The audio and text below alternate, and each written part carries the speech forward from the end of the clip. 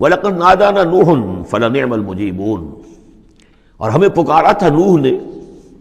تو ہم کیا ہی اچھے ہیں جواب دینے والے اور دعا کے قبول کرنے والے۔ رب انی مغلوب فانتصر، حضرت نوح علیہ السلام نے جب فریاد کی پروردگار میں تو اب مجھے تو انہوں نے دبا لیا ہے، میں مغلوب ہو گیا ہوں، تو اب تو ہی بدلہ لے اور تو ہی مدد فرما۔ تو اللہ کی مدد آ گئی، وَنَجَّيْنَاهُ وَأَهْلَهُ مِنَ الْكَرْبِ الْعَظِيمِ، اور ہم نے اسے اور اس کے گھر والوں کو کرب عظیم سے نجات دے دی۔ اب کرب عظیم کو آپ خود سوچئے کہ ایک تو کرب عظیم ان کی مسلسل 950 برس سے ایک شخص دعوت دے رہا ہو اور لوگ استہزاء کر رہے ہیں اور تمسخر کر رہے ہیں۔ یعنی یوں سمجھیے کہ مکے میں تو یوں کہا جا سکتا ہے کہ ابھی 10-12 برس ہی ہوئے ہیں مسلمانوں، تمہیں یہ جھیلتے ہوئے، ہمارے اس بندے نے 950 برس تک صبر کیا تھا۔ تو اس کا اندازہ کریں کس قدر کرب میں، کس قدر ضیق میں اس کی جان آئی ہوگی۔ جیسے کہ ہم دیکھتے آ رہے ہیں کہ حضور کی جان جس طرح ضیق میں آ گئی تھی کہ ان کے اوپر گویا کہ لوگ عزت کر رہے ہیں، دکھائیے کوئی معجزہ، آپ رسول ہونے کا دعویٰ کرتے ہیں تو ایسا ہی معجزہ دکھائیے جیسے موسیٰ نے دکھائے، جیسے عیسیٰ نے دکھائے۔ اور ادھر سے اللہ تعالیٰ کا فیصلہ یہ ہے کہ کوئی ایسا حصی معجزہ ہم نہیں دکھائیں گے۔ تو چکی کے 2 پارٹوں کے درمیان محمد الرسول اللہ صلی اللہ علیہ وسلم آئے ہوئے۔ یہ تو سورہ انعام جو اس کا کلائمیکس ہے اس موضوع کا، اس عنوان کا، وہ پڑھ چکے ہیں۔ کرب عظیم پھر وہ بھی ہے کہ جب وہ بارش آئی ہے اور طوفان آیا ہے تو اب اس وقت بھی تو جو ہلچل مچی ہوگی اس کا آپ اندازہ کیجئے، کیا بھاگ دوڑ ہوئی ہوگی، کہاں کہاں لوگوں نے جان بچانے کی کوشش کی ہوگی۔ یوں ہی تو نہیں ہو گیا کہ بس آنے واحد کے اندر وہ سب کے سب غرق ہو گئے۔ تو کرب عظیم جو اس وقت ہوا ہے، یوں سمجھیے کہ ایک قیامت صغریٰ ہو گئی ہوگی۔ یا ایھا الناس اتقوا ربکم ان زلزلۃ الساعۃ شیء عظیم، تو اس کا کچھ نہ کچھ عکس تو اس وقت ہوا ہوگا۔ تو اس کرب عظیم سے ہم نے ان کو بچا لیا۔ وجعلنا ذریتہ هم الباقین، یہ آیت بہت اہم ہے حکمت قرآنی اور فلسفہ قرآنی کے اعتبار سے۔ اور ہم نے بنا دیا اسی کی اولاد کو باقی رہنے والا۔ اس سے یہ ثابت ہوتا ہے، یہ ایک اسلوب حصر ہے کہ حضرت نوح کے بعد پھر کسی اور شخص کی نسل دنیا میں چلی نہیں۔ یعنی یہ کہ ان کے ساتھ 72 تھے، 80 تھے، کتنے نہیں تھے۔ ایک جگہ قرآن میں یہ بھی آیا ما آمن معہ الا قلیل، سوائے چند لوگوں کو ایمان نہیں لایا۔ اور گمان یہی ہے کہ یا تو حضرت نوح علیہ السلام اور ان کے 3 بیٹے اور ان کے اہل خانہ، اور ممکن ہے کہ ایک بیوی تو پیچھے رہ گئی، غرق ہونے والی تھی، لیکن کوئی اور بیوی ان کی ہو کہ ان کے ساتھ ہو، اور باقی یہ کہ ممکن ہے ان کے جو کچھ ملازم ہوں گے، خادم ہوں گے بس، اور میرا یہ خیال ہے کہ ان پر کوئی ایمان نہیں لایا۔ پھر ظاہر بات ہے وہ خادم وغیرہ جو ہوتے ہیں پھر ان کے ساتھ تو اتنا اہتمام نہیں ہوتا کہ ان کی اولادیں بھی آگے چل سکیں، لہذا جو اولاد چلی ہے وہ صرف حضرت نوح علیہ السلام کے 3 بیٹوں سے۔ گویا کہ نسل انسانی جو ہے اب دنیا میں جتنے انسان ہیں وہ حضرت نوح علیہ السلام کے 3 بیٹوں کی نسل سے ہیں، سام، حام اور یافس۔ اور یہ کہ اسی لیے ان کو آدم ثانی کہا جاتا ہے۔ آدم اول تو حضرت آدم تھے، انہی سے نسل چلی انسانی، لیکن ابھی جو ہے جو میرا اندازہ تقریباً 2000 برس کا ہے، اس 2000 برس کے عرصے میں اسی علاقے میں آبادی ابھی ہوئی ہے، ابھی آبادی اور ادھر پھیلی نہیں تھی۔ اور وہی وہ عظیم جو ہے سیلاب آ گیا، سب کے سب غرق ہو گئے، چند لوگ جو بچے ان کے ساتھ۔ محسوس ہوتا ہے کہ ان کی بھی آگے نسل نہیں چلی، صرف حضرت نوح علیہ السلام کے 3 بیٹوں سے۔ وَجَعَلْنَا ذُرِّيَّتَهُ هُمُ الْبَاقِينَ، یہ جو ہے اصل کا حصر کا بڑا زوردار جو ہے یہ اسلوب ہے۔ وَتَرَكْنَا عَلَيْهِ فِي الْآخِرِينَ، آخرین، اور ہم نے اسی طریقے پر پھر پچھلوں کو چھوڑ دیا، پچھلوں میں سے کچھ لوگ اسی کے راستے پر چلے، حضرت نوح علیہ السلام کے راستے پر۔ ظاہر بات ہے کہ ان کے 3 بیٹوں کی اولاد کچھ عرصے تک تو یقیناً بالکل دین حق پر اور دین توحید ہی پر چلی ہوگی۔ پھر جیسے وقت گزرا پھر شیطان نے ورغلایا اور یہ کہ مختلف قسم کے توہمات میں اور مختلف قسم کے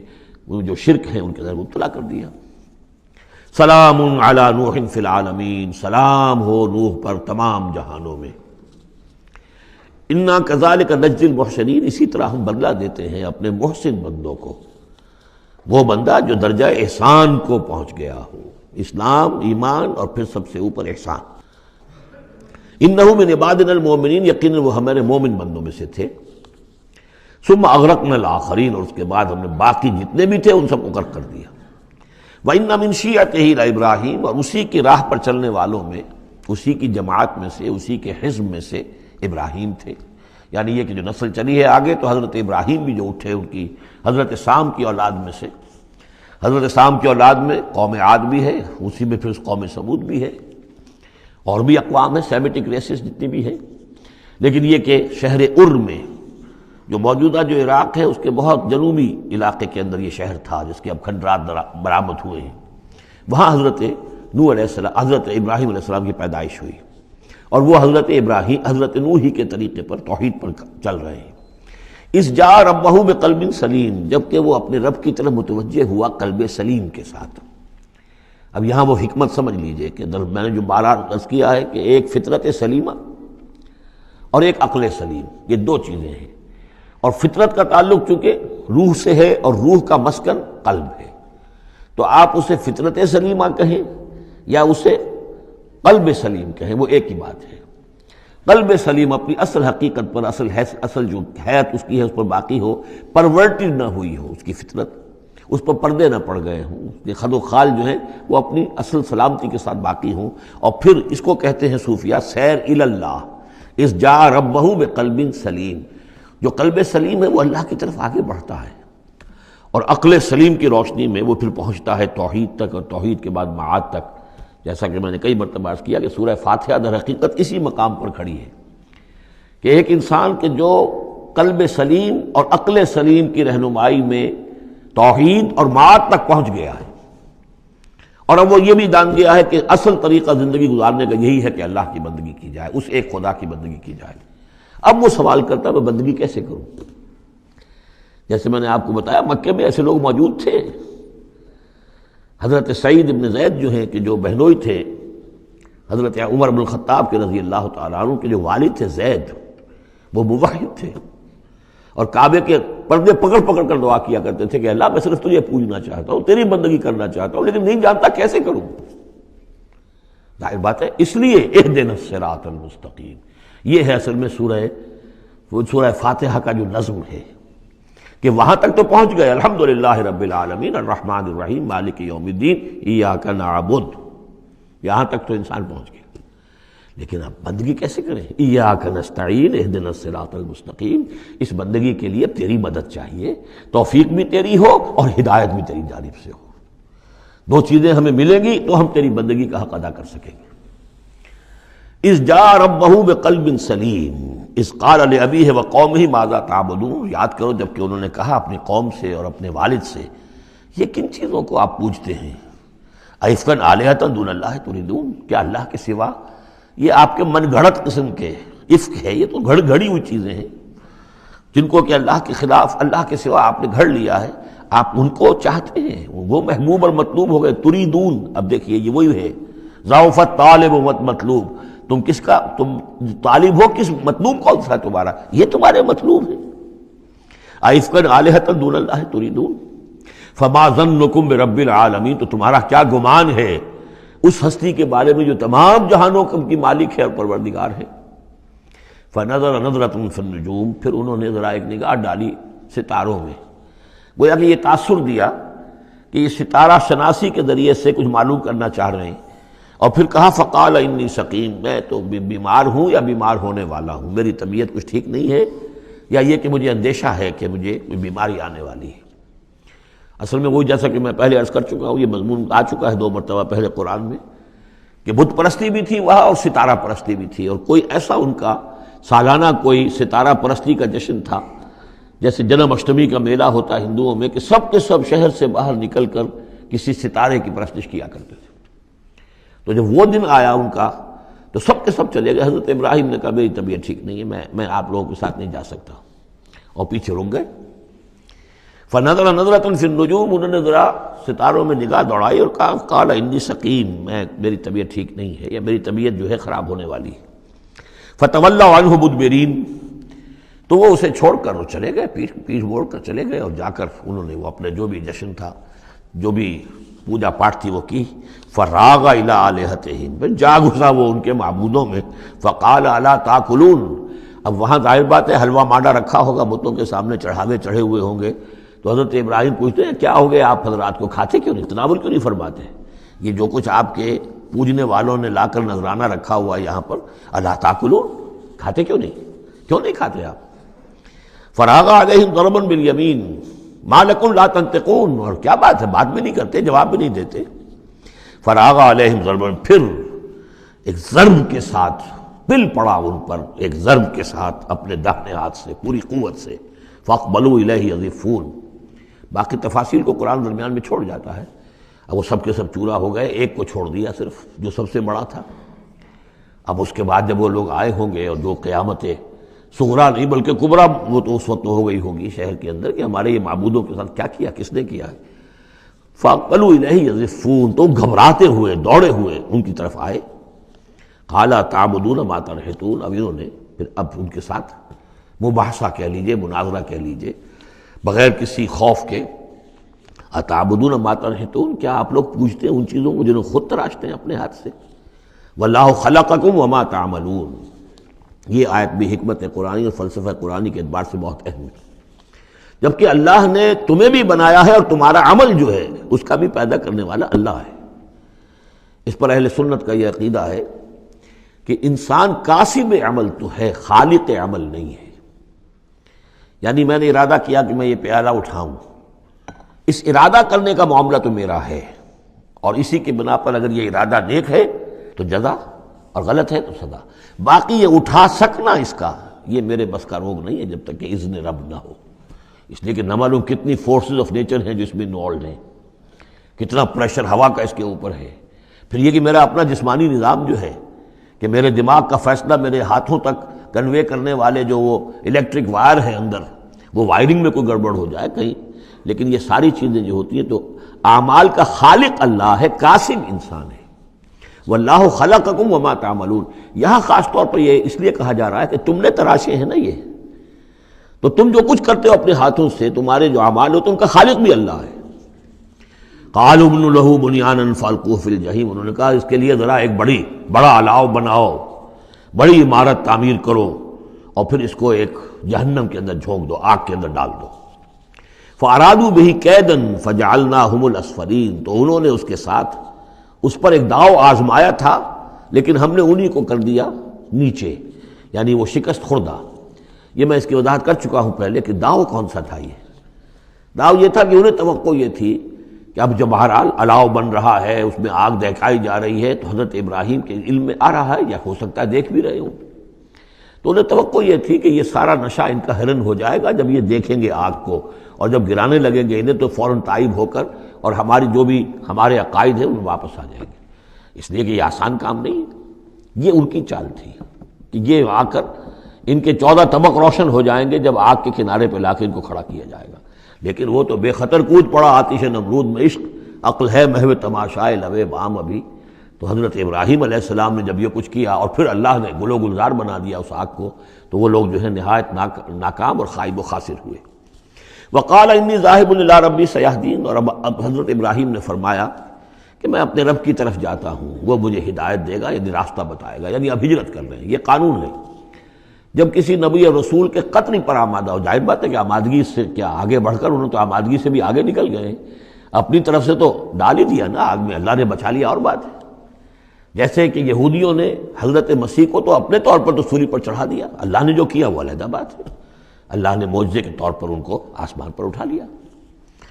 قال انی ذاہب الی ربی سیہدین، میں تو اب اپنے رب کی طرف ہجرت کروں گا اور وہ مجھے راستہ بتائے گا، میں جاؤں کہاں۔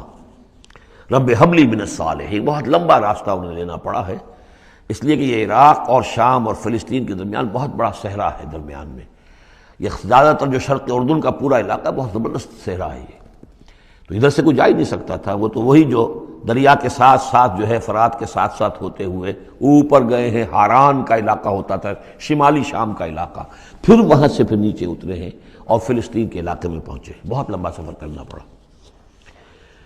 وقال انی ذاہب الی ربی سیہدین رب حب لی من الصالحین، اور اب دل سے ایک دعا نکلی، پروردگار مجھے عطا فرما کوئی نیک بیٹا، صالح بیٹا، حب لی مجھے دے، بخش دے۔ فبشرناہ بغلام حلیم، تو ہم نے اسے ایک ایسے بیٹے کی بشارت دی جو حلیم ہے۔ اس لفظ حلیم کے بارے میں ایک بات بہت نوٹ کر لیجئے، یہ قرآن مجید میں صرف اللہ کے لیے آیا ہے یا صرف دو اشخاص کے لیے، حضرت ابراہیم کے لیے اور حضرت اسماعیل کے لیے، تیسری کسی جگہ پر کسی شخصیت کے لیے حلیم کا لفظ نہیں آیا۔ کل 3 مرتبہ آیا ہے غیر اللہ کہہ لیجیے، یعنی باقی تو اللہ کے لیے، حلیم تو وہ تو ہے ہی ہے، بار بار آ رہا ہے، بار بار آ رہا ہے۔ لیکن اللہ کی یہ شان وہ ہے کہ جو گویا کہ زیادہ عام نہیں ہے لوگوں کے اندر، ورنہ یہ کہ کچھ نہ کچھ عکس ہر چیز کا اللہ کی صفات کا لوگوں میں ہے، لیکن حلم جس کو کہتے ہیں، حضرت ابراہیم کے لیے 2 مرتبہ اور حضرت اسماعیل کے لیے یہاں غلام حلیم، اس کے مقابلے میں حضرت اسحاق کے لیے لفظ آتا ہے غلام علیم،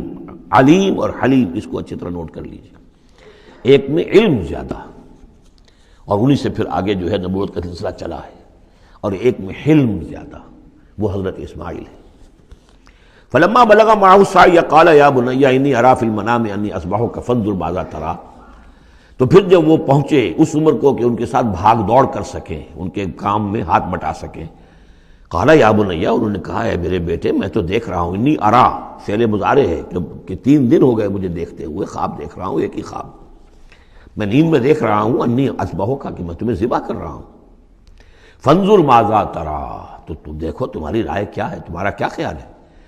قال یا ابت افعل ما تؤمر، یہ ہے ان کا حلم، انہوں نے کہا فوراً ابا جان کر گزریے جس چیز کا آپ کو حکم ہو رہا ہے،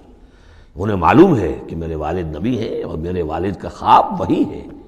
وہ کوئی ایسا خیال نہیں ہے کہ جو من گھڑت خیال ہو یا کسی شیطان کی طرف سے کوئی ان کو جو ہے اس طرح کی چیز جو ہے وہ دکھائی جا رہی ہو۔ تو انہوں نے کچھ نہیں کہا ابا جان پتہ نہیں سوچیے تو صحیح ہے، خواب واقعی خواب صحیح ہے، سچا ہے، کیا ہے؟ نہیں کچھ نہیں۔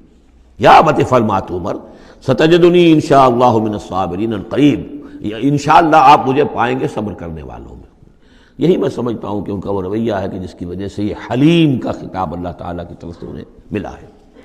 یہاں یہ بات بھی نوٹ کر لیجئے کہ یہود نے بڑی زبردست کوشش کی ہے تورات میں تحریف کرنے کی، کہ ذبیح اللہ حضرت اسماعیل کے بجائے حضرت اسحاق کو قرار دیا جائے، جگہوں کے نام بدل دیے ہیں، فلسطین میں بھی ایک علاقہ، ایک جگہ کا نام مریا رکھ دیا ہے، مروا، جیسے مروا کے اوپر قربان گاہ تھی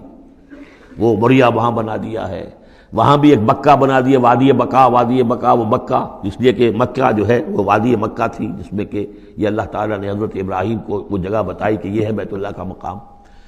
اور یہ کہ عجیب بات یہ ہے کہ بعض ہمارے مفسرین بھی ان کے اس پروپیگنڈے سے متاثر ہو گئے، اور یہ کہ ذبیح اللہ جو ہے وہ حضرت اسماعیل نہیں بلکہ حضرت اسحاق ہے۔ غالباً اگر میرا حافظہ ٹھوکر نہیں کھا رہا تو تبری اس مغالطے میں مبتلا ہو گئے، بہت بڑے مفسر ہیں۔ تو اس پر جو کتاب لکھی مولانا حمید الدین فراہی نے عربی زبان میں، وہ بہت مارکے کی کتاب تھی، الرائے الصحیح فی من هو الذبیح، کون ذبیح ہے اس کے بارے میں صحیح رائے، عربی زبان میں لکھی، اس کا ترجمہ مولانا اسلائی صاحب نے کیا تھا، وہ ہم نے شائع کیا تھا انجمن خدام القرآن کے تحت، غالباً اب بھی کہیں ہوگا، لیکن وہ کتاب اتنی دقیق ہے، اتنی مشکل ہے، عام ذوق کی نہیں ہے، اس لیے میں نے ایک مرتبہ بہت سی وہ شائع کر لی تھی، وہ بہت عرصے تک پڑھی نہیں، پھر اس کے پڑھنے والے نہیں نکلے۔ قال یا بنی انی اری فی المنام انی اذبحک فانظر ماذا تری، قال یا ابت افعل ما تؤمر ستجدنی ان شاء اللہ من الصابرین، فلما اسلما وتلہ للجبین، تو جب ان دونوں نے فرما برداری کی روش اختیار کر لی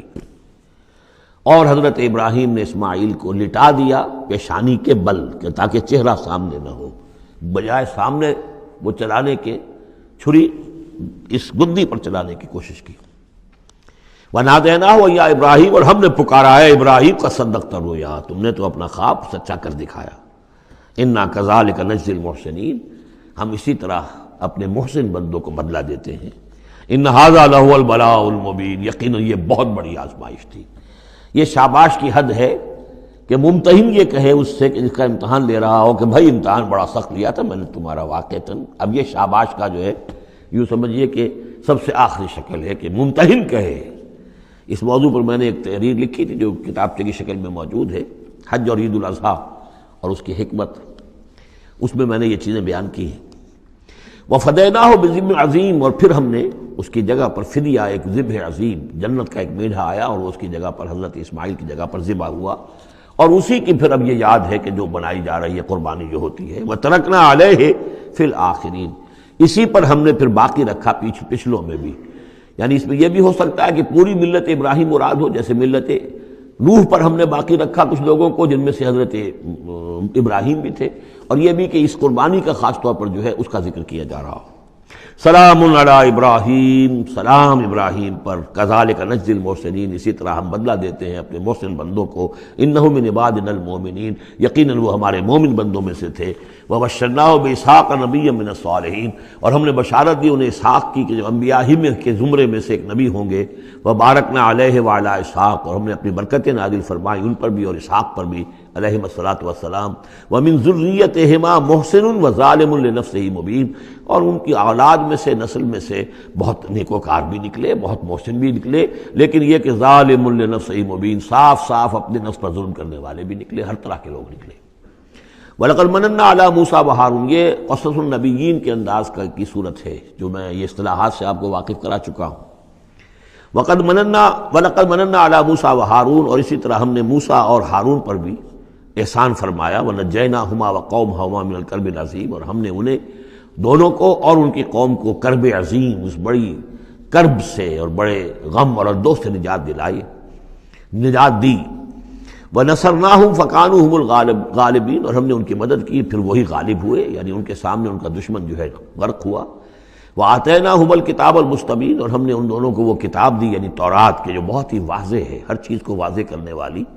وَهَدَيْنَاهُمَ الصِّرَاطَ الْمُسْتَقِيمَ، اور ہم نے دونوں کو راستہ دکھایا، سیدھا راستہ، صراط مستقیم کی ہدایت دی۔ وَتَرَكْنَا عَلَيْهِمَا فِي الْآخِرِينَ، اور اسی پر ہم نے باقی رکھا انہی کی ملت پر پچھلوں میں بھی۔ سلام علی موسیٰ وہارون، سلام موسیٰ پر بھی اور ہارون پر بھی۔ انا کذالک نجزی المحسنین انہما من عبادنا المؤمنین وان الیاس لمن المرسلین، اور یقیناً الیاس بھی ہمارے رسولوں میں سے تھے، یہ حضرت ہارون کی نسل میں سے تھے۔ اور بال بک ایک شہر ہے بال کا، بک اصل میں پرانی عبرانی زبان میں شہر کو کہتے تھے، بکہ، تو یہ بکہ جو تھا یہ بک، تو بال بک، بک کا شہر، تو یہ تو یوں سمجھیے کہ اللہ کا گھر، اللہ کا شہر، اور یہ ایک بال کا بھی ایک شہر تھا، بال ان کا بہت بڑا معبود تھا، اور وہ سانڈ کی شکل میں اس کا بت بنتا تھا۔ وَإِنَّ إِلْيَاسَ لَمِنَ الْمُرْسَلِينَ إِذْ قَالَ لِقَوْمِهِ أَلَا تَتَّقُونَ، جبکہ انہوں نے اپنی قوم سے یہ کہا کہ تم تقوی اختیار نہیں کرتے، ڈرتے نہیں ہو۔ أَتَدْعُونَ بَالًا، تم پکارتے ہو بال کو، وَتَذَرُونَ أَحْسَنَ الْخَالِقِينَ، اور جو بہترین خالق ہے اس کو تم نے چھوڑ دیا ہے۔ اللہ ربکم، جو اللہ ہے تمہارا رب ہے، وَرَبَّ آبائکم الأولین، اور تمہارے جو پچھلے آباء و اجداد تھے ان سب کا رب ہے۔ فَكَذَّبُوهُ فَإِنَّهُمْ لَمُحْضَرُونَ، تو انہوں نے اس کو جھٹلا دیا، اور تو وہ سب کے سب جو ہیں وہ پکڑے ہوئے آئیں گے قیامت کے دن، گرفتار ہو کر حاضر کر دیے جائیں گے، محضر ہوں گے۔ الا عباد اللہ المخلصین، سوائے ان میں سے ان اللہ کے نیک بندوں کے کہ جن کو اللہ نے اپنے لیے خالص کر لیا تھا۔ وَتَرَكْنَا عَلَيْهِ فِي الْآخِرِينَ، اور ہم نے اسی پر پھر باقی رکھا پچھلوں میں بھی اسی ملت، اسی طریقے کا، یہ تسلسل چلا آ رہا ہے۔ ان هذه امتکم امۃ واحدۃ، یہ بات دو مرتبہ یہ آیت آ چکی ہے۔ سلام علی الیاسین انا کذالک نجزی المحسنین انہ من عبادنا المؤمنین۔ اب یہ جو بار بار آ رہی ہیں آیتیں میں ان کا ترجمہ نہیں کر رہا ہوں، اور بہت سادہ بھی ہیں کہ جن کے ترجمے کی ضرورت نہیں ہے۔ وَإِنَّ لُوطًا لَمِنَ الْمُرْسَلِينَ، اور یقیناً لوط بھی رسولوں میں سے تھے، اذ نجیناہ وَأَہْلَهُ اجمعین، جبکہ ہم نے اسے بھی نجات دی اور ان کے گھر والوں کو بھی، سب کو۔ اصل میں اس کے سب کی تفصیل قرآن مجید سے تو ایسے معلوم ہوتا ہے کہ خاصا بڑا خاندان ہوگا، خاصا بڑا گھرانہ ہوگا، جن میں سے صرف ایک جو ہے عورت، ان کی بیوی جو تھی وہ رہ گئی پیچھے۔ تورات سے یہ معلوم ہوتا ہے کہ ان کی صرف 2 بیٹیاں تھیں اور کوئی خاندان نہیں تھا، بس وہ اپنی 2 بیٹیوں کو لے کر نکلے ہیں، واللہ عالم۔ قرآن کے بیان سے اندازہ جو ہوتا اہل، تو معلوم ہوتا کہ خاندان جو ہے وہ کسی سائزیبل ہوگا، واللہ عالم۔ الا عجوزا فی الغابرین، سوائے ایک بڑھیا کے جو پیچھے رہنے والوں میں تھی۔ ثم دمرنا الاخرین، پھر ہم نے جڑ سے اکھاڑ کر پٹک دیا پچھلوں کو، باقیوں کو۔ وَإِنَّكُمْ لَتَمُرُّونَ عَلَيْهِمْ مُصْبِحِينَ، اور تم گزرتے ہی ہو صبح کے وقت ان پر سے، یعنی جہاں ان کے کھنڈرات تھے، جس کے بارے میں ابھی حال ہی میں خبر آئی ہے کہ کچھ برٹش جو ہیں آرکیالوجی وغیرہ سے جن کو دلچسپی ہے اور جو اس کے ماہر ہیں، تحقیق کی ہے کہ وہ ڈیڈ سی کے پانی کی سطح کے نیچے اب آثار تلاش کیے جا چکے ہیں اس سدوم اور عمورہ کے، وہ موجود ہیں، اور تورات اور قرآن دونوں کی پوری توثیق ہو گئی ہے۔ انشاءاللہ اب یہ ساری، اب حضرت نوح علیہ السلام کی کشتی بھی، وہ بھی لوگوں کی نگاہوں کے سامنے آ جائے گی، اس لیے کہ قرآن کے انداز سے یہ معلوم ہوتا ہے کہ ایک وقت میں وہ بھی ایک بڑی آیت کی حیثیت سے ظاہر ہوگی، اور یہ کہ یہ ساری چیزیں جو لوگوں کے سامنے ایک ثبوت کے طور پر آتی چلی جائیں گی۔ یہ ساری تاریخ جو قرآن بیان کر رہا ہے اور تورات نے بیان کی، صحیح ہے۔ وَإِنَّكُمْ لَتَمُرُّونَ، تم گزرتے ہو، جب تمہارے قافلے جاتے ہیں تو وہاں سے گزر کر جاتے ہو تم، صبح کے وقت بھی اور باللیل، کبھی رات کے وقت بھی۔ افلا تعقلون، تو کیا تم عقل سے کام نہیں لیتے؟ وَإِنَّ يُونُسَ لَمِنَ الْمُرْسَلِينَ، اور یونس بھی اسی طرح اللہ کے رسولوں میں سے تھے۔ اِذْ أَبَقَ إِلَى الْفُلْكِ الْمَشْحُونِ، جبکہ وہ بھاگ کر پہنچا اس کشتی میں کہ جو پہلے ہی سے لدی ہوئی تھی۔ اس کو چونکہ اپنی قوم کو چھوڑ کر غصے میں بھرے ہوئے، ذهب مغاضبا، یہ ہم پڑھ چکے ہیں، یعنی اپنے قوم کے انکار اور کفر کی وجہ سے اتنا انہیں طیش آیا، اتنا غصہ ہوا، غضبناک ہو کر، بس یہ غلطی ہوئی کہ انہیں انتظار کرنا چاہیے تھا کہ اللہ تعالیٰ کی طرف سے انہیں ایکسپریس پرمیشن ملے، واضح کہ اب ہاں تم اپنی قوم کو چھوڑ کر چلے جاؤ۔ اس کے بغیر رسول اپنی جگہ نہیں چھوڑ سکتا۔ لیکن یہ کہ وہ اس وقت جو ان کے اندر حمیت حق تھی وہ اتنے جوش میں آئی کہ بس ایک بات کا سہو ہو گیا، خطا ہو گئی۔ اب وہ گئے ہیں چھوڑ کر، تو پھر وہ غالباً وہی دجلہ اور فرات میں سے کسی دریا کے اندر کوئی کشتی ہوگی، اس میں یہ سوار ہو گئے۔ فَسَاهَمَ فَكَانَ مِنَ الْمُدْحَضِينَ، تو اس کشتی کا کوئی ڈولنے لگی، کوئی معلوم ہوا کہ ڈوب جائے گی، تو انہوں نے یہ کہا ان کے اپنے رواج کے مطابق، یا تو یہ کہ وزن کم کرنے کے اعتبار سے سوچا ہوگا کہ ایک آدمی کو تو یہاں سے اترنا ہوگا ورنہ پوری کشتی ڈوب جائے گی۔ روایات میں یہ بھی آتا ہے کہ انہوں نے سمجھا کہ کوئی غلام بھاگا ہوا آیا ہے اور اس کی وجہ سے ہماری یہ کشتی جو ہے یہ اب یہ ڈوبنے کے قریب آ گئی ہے، تو پھر اس قرآن اندازی کی کہ کون ہے وہ، اور قرآن اندازی میں نام حضرت یونس کا نکلا، تو انہوں نے اٹھا کے انہیں اور وہ دریا میں پھینک دیا۔ فساہما، انہوں نے قرآ ڈالا، فکان من المدحضین، تو وہی ہوا جسے دھکیل دیا گیا دریا کے اندر۔ فالتقمہ الحوت، تو اسے نگل لیا مچھلی نے، کوئی ویل ہوگی بڑی مچھلی،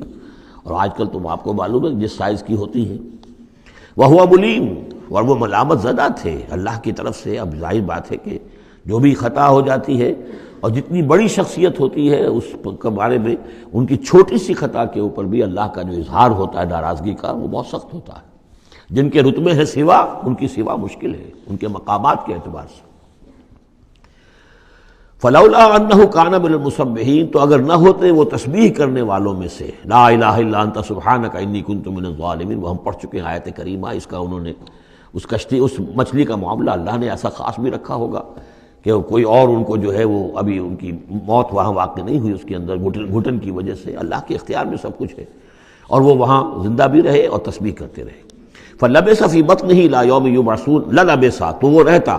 اگر وہ نہ ہوتا مسبحین میں سے، تسبیح نہ کرتا، یہ آیہ کریمہ کا ورد وہاں نہ انہوں نے کیا ہوتا، تو یہ کہ وہ پھر رہتا اسی کشتی، اسی مچھلی کے پیٹ میں، یوم یبعثون، قیامت تک، وہیں سے ان کا بعث بعد الموت ہوتا۔ فنبذناہ بالعراء، لیکن یہ کہ انہوں نے چونکہ اللہ سے اپنی معافی چاہی اور استغفار کیا، لا الہ الا انت سبحانک انی کنت من الظالمین، تو اللہ تعالیٰ نے ان کو اس مچھلی کو حکم دیا، اور مچھلی نے اسے بالعراء، ایک چٹیل میدان میں کہیں اگل دیا،